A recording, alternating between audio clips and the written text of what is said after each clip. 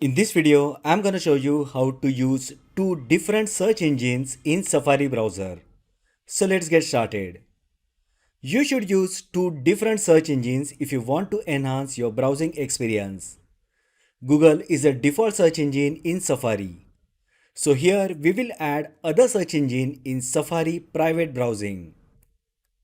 First, open Settings app on your iPhone. Scroll down and tap Safari. As you can see, default search engine set is Google, and even in the private browsing, Google search engine will be used. Now disable the toggle switch next to also use in private browsing. A new option of private search engine will appear. Just tap on it and select the search engine of your choice for your private or incognito browsing mode. Let's choose DuckDuckGo. When we open Safari browser and search for a particular term, Google search engine will display the results.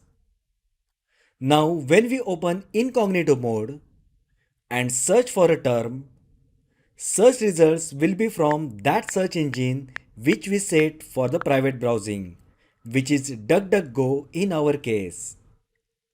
So that is how you can use two different search engines in Safari. If you find the video helpful, then like the video, share with your friends and subscribe to my channel.